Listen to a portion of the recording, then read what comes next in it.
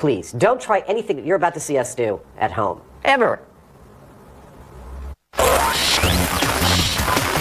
Stand back. Whoa! The MythBusters Supersized 2-hour special is so big, it has its own area code. Like, whoa. For a monster start, Jamie and Adam journey to South Africa. Oh, yeah. To sink their teeth into shark myths with great whites. Then buckle up. Keep the change. As Team Terminal finds out what actually happens if you got stuck in traffic. Look at the size of these engines! Behind a 747. Next, the guys give a Chevy Impala a MythBusters tune-up. Go ahead, tailgate, see if I care. To test the legend that if you fit it with astronomical rockets, it will really fly. The Batmobile can kiss my butt. Finally, testing a Titanic tail. There she blows, Captain! It's off to the Bahamas as Carrie, Tori, and Grant attempt to water ski. I can't believe we're gonna do this! Behind a colossal cruise ship. Who are the MythBusters? It's time to blow some stuff up. Adam Savage and Jamie Heineman. That was fun. Between them, more than 30 years of special effects experience. This is the kind of thing I do on the weekend. Joining them, Carrie Byron. Come over here, you smell that? Grant Imahara. He's alive! And Tori Belleci. This is starting to feel like a bad idea. They don't just tell the myths, they put them to the test.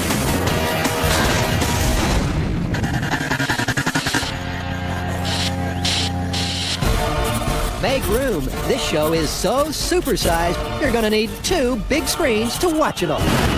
So, Jamie, why the omnipotent stature? We're doing a special, and it's big. It's not just big, it is huge. We're known for big finishes, and these are going to be the biggest ever because it's time for the MythBusters 2-hour supersized special. This is going to be enormous. Well, you know what they say. Sometimes regular just isn't enough. If you're hungering for some myths with some beef, the MythBusters Supersized Special is sure to satisfy. On the menu, we have 4 giant, juicy choices. Supersized shark, supersized jet taxi, supersized rocket car, and supersized cruise ship water skiing. Hey, Buster, give us one of each with extra cheese. How about some lip-smacking supersized sharks for starters? The team has taken on these toothy fish before. In a previous special, they exploded some jaw-dropping shark movie myths and went to the Bahamas to go toe-to-toe with some reef sharks. But this time, they're taking on the big boys.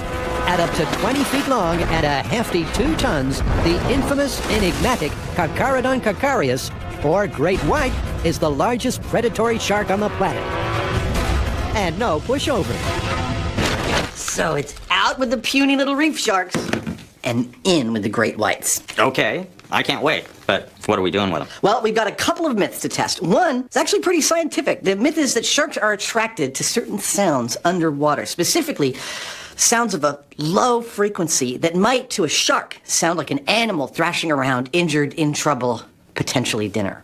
Sure, I know that one from spearfishing. What's the other one? The other one is a lot more anecdotal, but it goes back hundreds and hundreds of years. You might be familiar with the idea that sharks are afraid of dolphins. Yeah, I know that one from the Caribbean. The classic myth is shipwrecked sailors surrounded by dolphins and they're fending off sharks. Exactly. The question that I have is, how the heck are we going to lure a dolphin into the shark-infested waters of South Africa? Yeah, it sounds like that might be a problem. That can mean only one thing, though.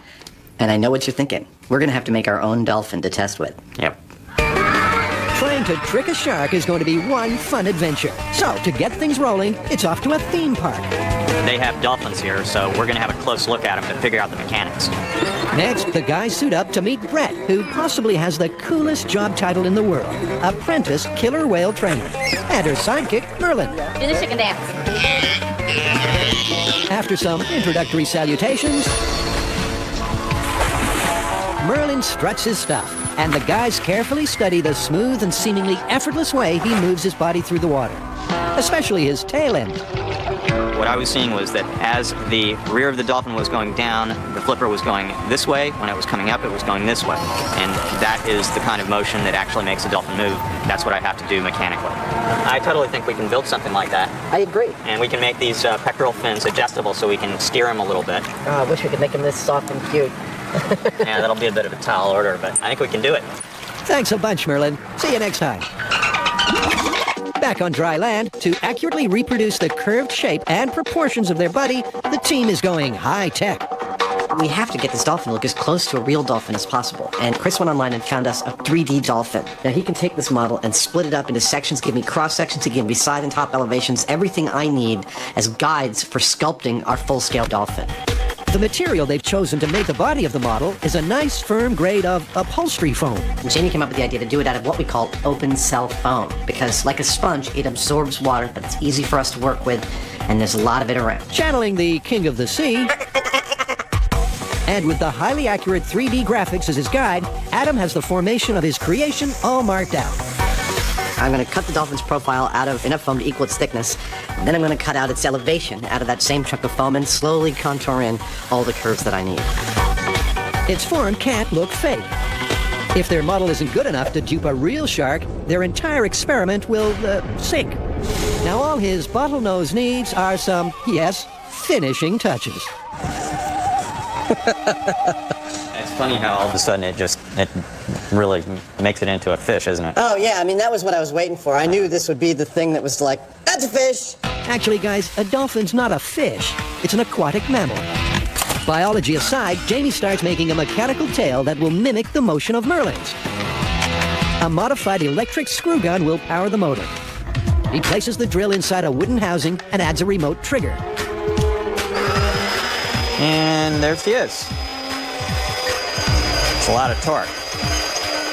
Then he assembles the device on top of a plastic dolphin cutout and runs flexible bike chain down the middle like a spine.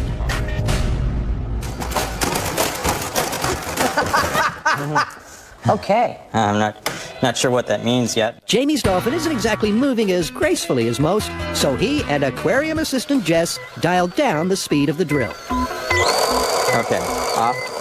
Okay. That looks pretty good. That looks pretty darn good.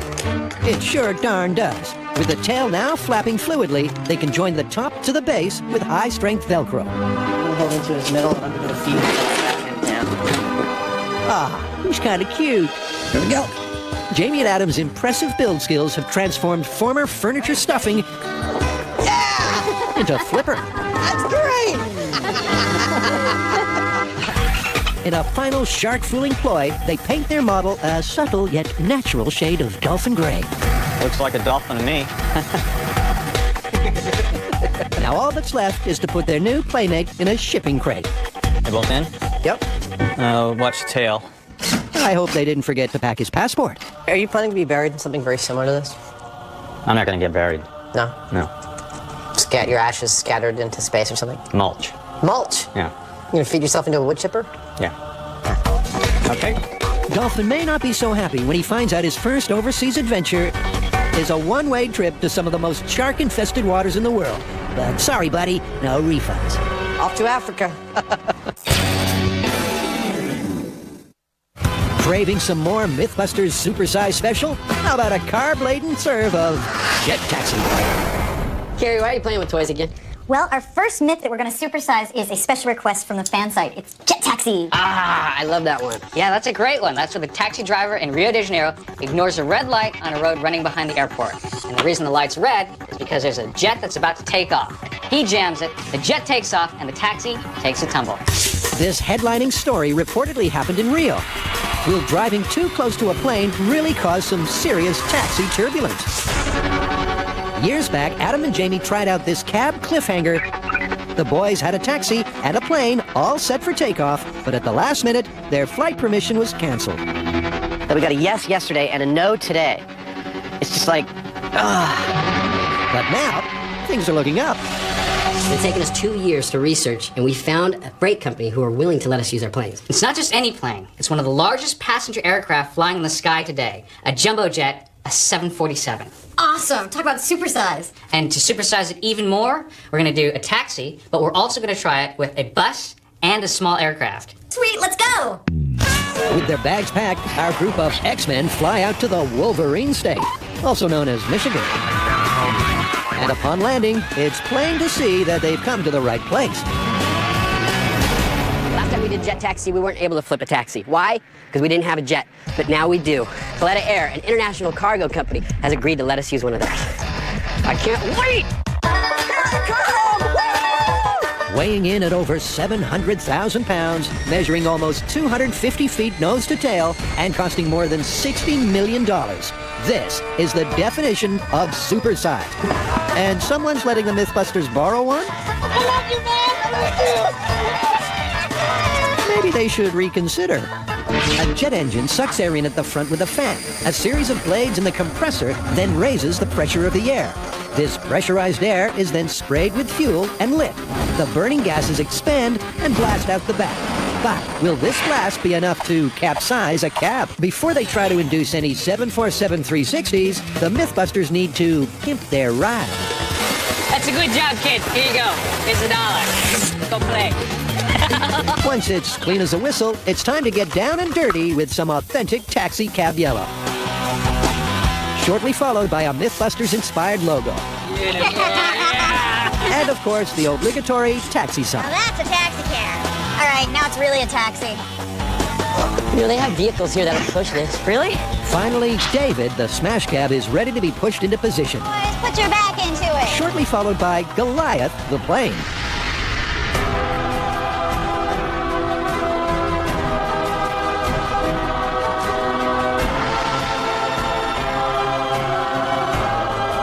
Look at the size of these engines.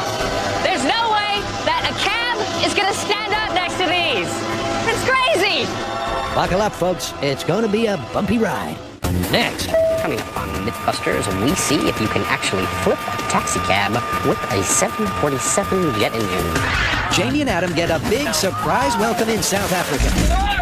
And it's all aboard Supersized cruise ship water ski.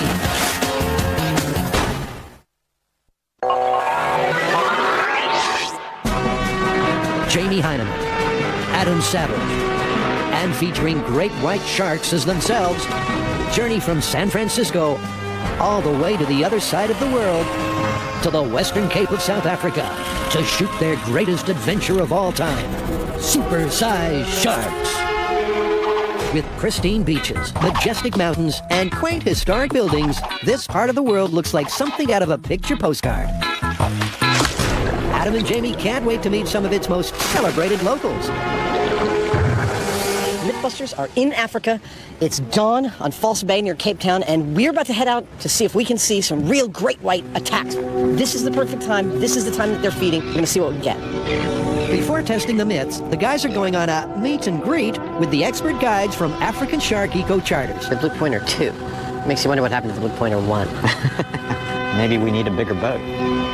These waters, where the Indian and Atlantic Oceans converge, contain some of the highest concentrations of supersized great whites on the planet.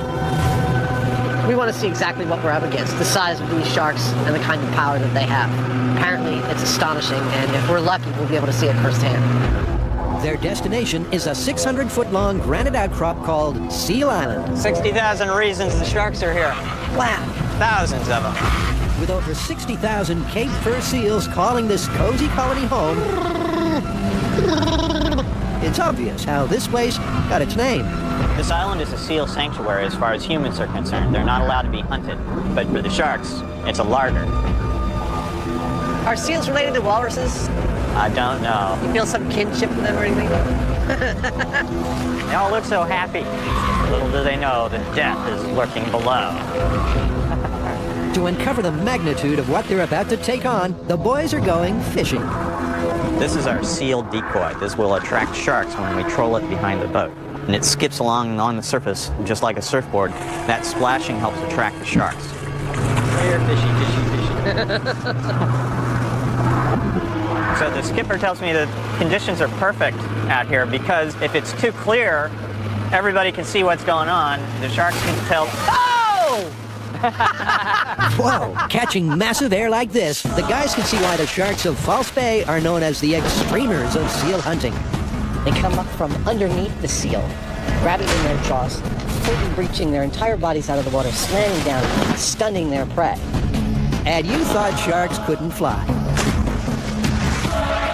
To reel them in even closer, how about some sushi? We toss these puppies overboard on float, and just as they're about to chomp on them, we yank them out of the way. This kind of gets them all worked up, and they come towards the boat. It's cool. There we go. Wow! As a ravenous crowd is enticed, the sea is getting rougher, and poor old Adam is feeling a little off color. Adam's doing his best right now to help us attract more sharks. Even though supersized whites are now cruising within just feet of the boat, Oh, yeah. it still isn't close enough for Jamie. I want to see the teeth. So he's going for a dip in the shark cage. It's one thing to see these sharks from the safety of the boat. It's another thing to get up close and personal with them, and that's what I'm about to do. For having mercilessly teased carnivorous creatures with up to 3,000 serrated teeth, he's surprisingly nonchalant. Well, what can I say? Danger is my middle name. I'm not terribly nervous. You know, whatever happens, happens. Got it? Danger Hanneman gets into the cage. Okay, shark down to your left when you get in. Being inside that shark cage, just really awful. You're just kind of looking off into the murk, waiting for some big thing to all of a sudden loom into your face out of the darkness. Warning, body parts should be kept inside the bars at all times. Oh, boys, I think he's come back for his noon feeding. Coming up! Whoa! It's hit the cage! It's cracked the cage! Oh, and look! There we go, he's breaking free! Get him there. Not between the boat and the cage. Oh my word! Just a few inches closer, and Jamie would have had his mustache trimmed. Oh my look! Like any great fishing story, you'll be telling this one for years. We're going sideways. I'm like, okay, we're fine. We're in the cage. Shark's out there. He'll figure it out. He'll go away. But still, he was like, that was pretty intense. Looks like both Jamie and Adam have had enough stomach-churning adventure for one day. So South Africa's been pretty crazy to us so far. We did see an air attack. Jamie almost got eaten. I threw up. But now we are able to start our tests. It's almost chocks away for Supersized Jet Taxi. Your friendly MythBusters flight crew is about to find out if a taxi got caught behind the jet as it's about to take off, would it be blown into oblivion? Tori directs the colossal 747 into the blast zone on an abandoned section of runway. Get it. But first, a word from your captain. So, Philip, you're going to be operating the plane for us. Yes. This is really a treat to be up here and to get to see this in person. There's just way more buttons than I expected. So, how does a 747 compare to other planes? This one here has 7R4 D2 engines on it, which produce about 54,000 pounds of thrust each. Wow. So by now, I'm sure you're aware of the myth that a taxi crossed the jet blast and blew away. Yes. In your opinion? With my experience on the airplane and running engines, I feel that it's possible. Really? Yes. I cannot wait to see this myself. Well, Carrie, that makes two of us. Back at ground zero, the taxi has been positioned 100 feet behind the plane. So, what's the plan? Do I look excited? Well, I am. We're ready to test the jet taxi myth, and this is the setup. We got our 747 in position. We got our taxi in place. We got our breakaway line attached to our cable, which is attached to our tow truck. Now all we need to do is have the captain fire up these engines, have the tow truck pull the taxi cab through the jet blast, and hopefully we'll flip this cab. And of course, our taxi will be driven by the ever unfortunate Buster. Change. Good luck, buddy. Any last thoughts from our hero driver? Adam, I am your father. Ooh, interesting. We're finally here, the real thing. Wish Jamie and Adam could be here. I know, you can't beat a real 747. We're towing a taxi right behind it. Dude, I still can't believe they let us play with a 747. We're gonna turn a taxi into a tumbleweed. All right, you guys ready? Absolutely. Let's do it. All right, go ahead and fire up the engine. Ready to fire up the engines, Roger. In the cockpit, pilot Philip fires up the plane. Engine stable. Roll back. Auto cut out. All parameters check. Roger. With Buster having a career crisis, I wonder if Mike Rowe is hiring. Philip puts the throttle to the metal. The jump in volume is immense as the engines scream at full power. Time to hail our cab. It's now or never for the taxi. Will it flip or will this myth flop?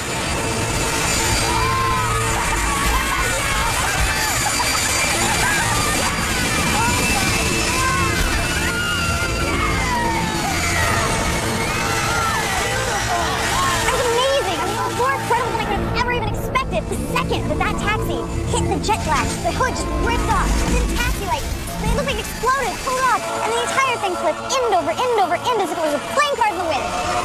The force was so great that our in-car camera was busted the moment the taxi hit the stream. This kind of reckless driving is going to do nothing to enhance the reputation of cab drivers. But it does confirm the myth. A result that's left the car Is incredible. Holy smash! and its driver trashed. All right, I guess we're onto the bus. You're gonna be a bus driver now. That's right, we're not stopping here, because next up, will a school bus get caned? Bring out the bus! Stay supersized tuned as the team makes some great white mischief. He's just wondering what the hell to do. Revs up rocket car and has a hoot on the high seas. Don't attract sharks, you little...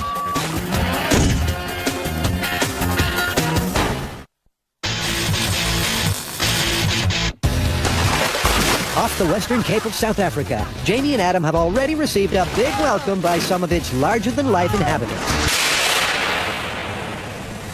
That didn't go the way I expected, really. The rockets went off, but so did the car, every which way but where it should. When we add this much power to a vehicle, if it's not really carefully done, the vehicle can go out of control. And that's exactly what happened. It went off. You can even see this line here. It took off at a right angle instead of going straight. To try and rein it in, Adam adjusts the speed of the run-up. In 3, 2, 1. But again, it veers off course. The second it hit the ramp, the rocket goes off. It veers off. Well, you know, I just had a thought. Yeah. When they make a real rocket, they don't put the rocket engines on the side or the top of the rocket. They put it at the back of the rocket, right? Yeah. So why don't we put the rocket on the back of the rocket? You know, the engine's on the back. If we put it on the roof, of course it's going to do something weird. Right. To try and eliminate the weirdness, Adam reconfigures the chassis. So instead of being on top of the car, the rockets will sit on the back. They're also going to increase the amount of propulsion. We just used an F motor. This time, let's use a K motor. It's 10 times the thrust. We'll get that car to fly. On their scale model Chevy, these rockets are the equivalent of a supersized 10,000 pounds of thrust. 3, T-minus 3 seconds and counting. go. This time the Impala launches over the ramp and flies into the stratosphere. Sort of. Let's get down there with the fire extinguisher. The trail of burn marks across the floor and all the way out the door is just what they were hoping for. There it is. Well, there's your problem. We lost the front end. Putting the rocket on the center line of the car is clearly the way to go. It gave us a marked improvement on this flight. We also gave it considerably more power, and we got a nice, clean trajectory off the ramp. I think that's what we need to do on the full-size car. We're good to go. Eric, that's for your trophy room there.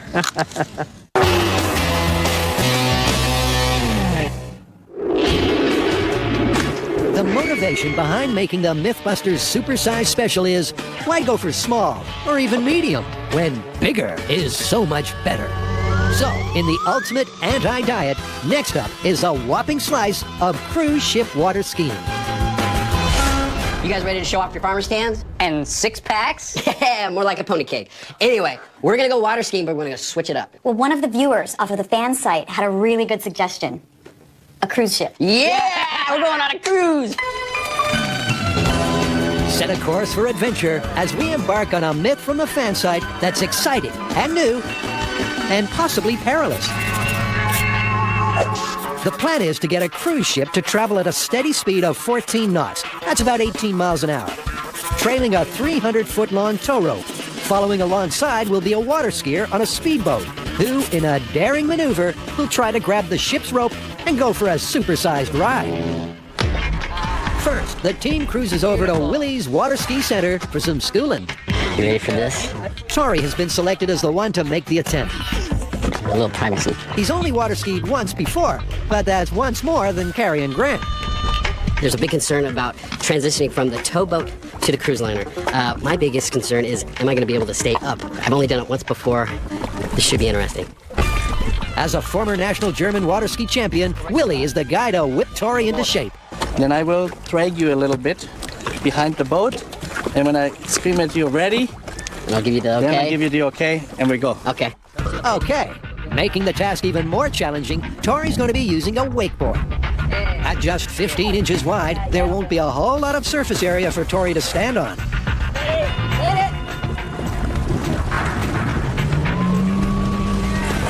It looks like this could take a while.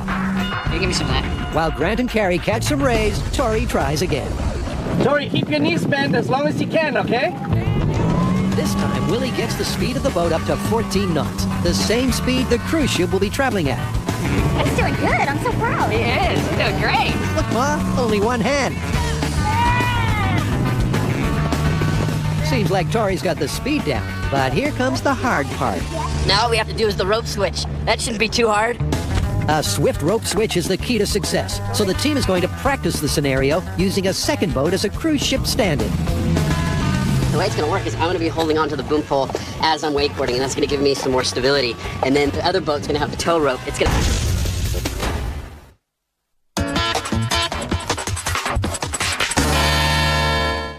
Jamie and Adam have been thoroughly researching and preparing for a supersized mission. Is it possible to turn a Chevy into a shuttle? Finally, after 5 years of waiting for a second shot to get a 67 Impala to fly, the day has dawned. They arrive at the launch site. Deja vu. The plan is to build a ramp in front of the mountain. A cable pulley system will connect a tow truck on one side, and perpendicular to that, the Chevy Impala. Attached to the Impala will be rockets with 10,000 pounds of thrust. The truck will pull the car towards the ramp. The rockets will ignite and hopefully hurtle the Chevy into the heavens. First, they need to erect the all-important ramp. 2 40-foot-long shipping containers will be the building blocks for this giant job. You feel ready? We have a lot of work to do to fill it. Hold me back. The guys have hollered for their good friend and former Mythbuster, Scotty, to help out. Basically, instead of building a ramp, what we decided to do was take 2 containers and we're going to slice them diagonally so that they're basically wedge-shaped, flip them over, and run the car off the containers. Starting at the top, she slices all the way down to the base. Then Jamie fires up one of his favorite forms of transportation. Yeah, baby! And goes in to do some delicate surgery. With the containers sliced into even chunks, Jamie drags them into position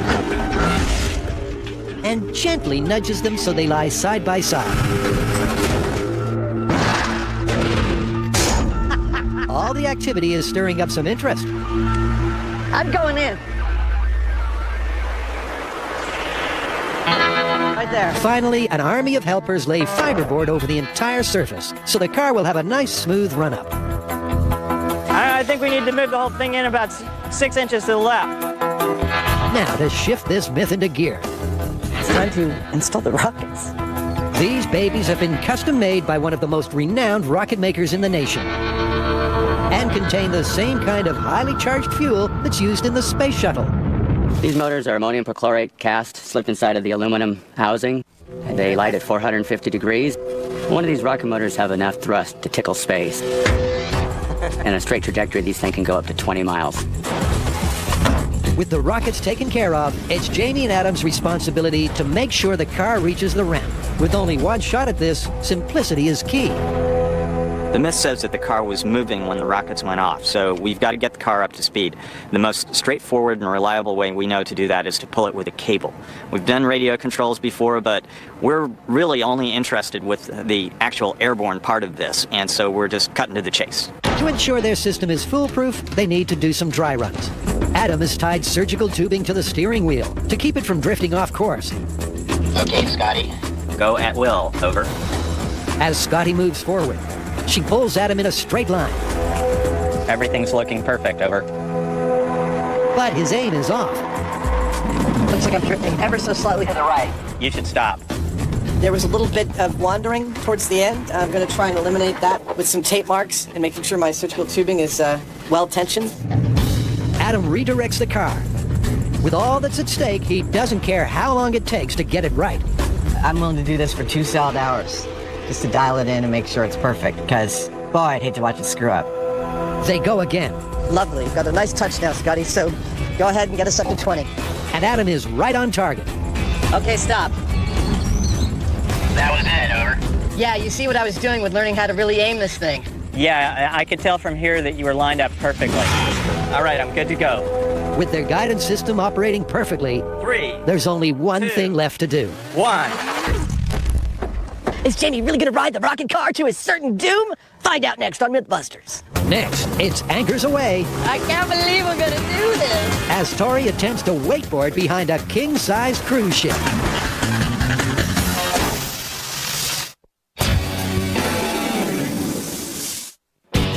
Waterboard displays have always been wonderful to watch, but this spectacular sport is about to be taken to a whole new level.